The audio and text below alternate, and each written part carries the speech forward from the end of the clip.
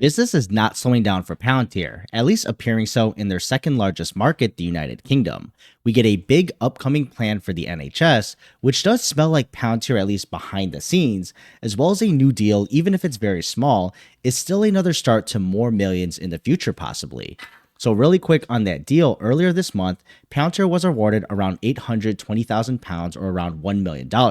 So, it's not the biggest deal in the world, of course, for them that we've heard before, but the buyer is the police department here. And honestly, this is the bread and butter of Palantir's earlier business clientele. So, personally, it's good to see them continuing to cater to this market. And the description of the deal itself is for 1 year with no option to extend.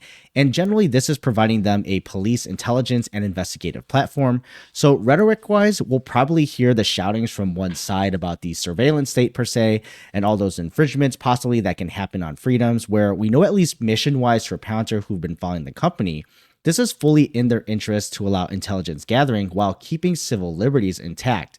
And this is actually reflected in the product itself and how it's developed, and also how it slices and dices the data and making that available to users on a strict need to know basis for who actually needs it, especially when dealing with customers like this. So we'll continue to see if this may blossom into more police departments or into a bigger deal down the line. But picking up an extra $1 million here internationally isn't something to sneeze at, considering Palantir is a software product.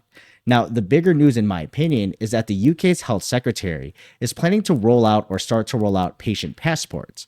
For those who've been following Palantir, they have just gone through the hard, long fought battle to lock down a major multi-year, multi-hundred billion pound contract for the federated data platform for the NHS. And as the name suggests, this is a key component for the NHS, even if one big government entity.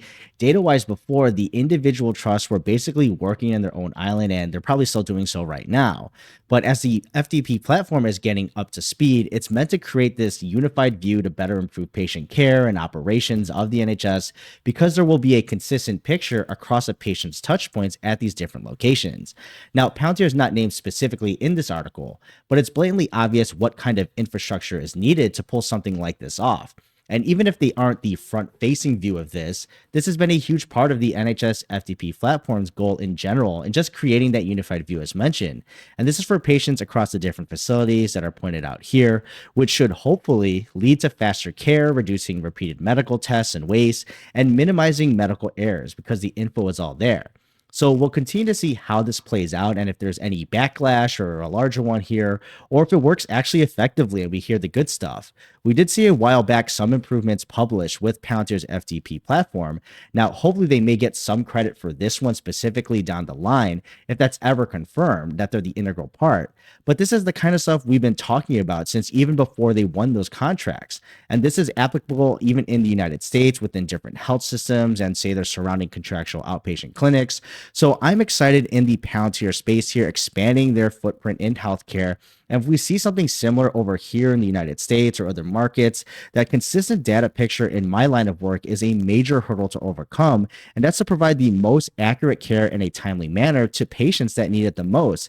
And obviously, the side bonus, of course, is operating efficiently, saving money without wasting it, and waiting around, say, maybe on records to repeat unnecessary tests, to other forms of medical waste that we see. So it's exciting stuff all around, but what are your thoughts below? And I'll see you in the next video.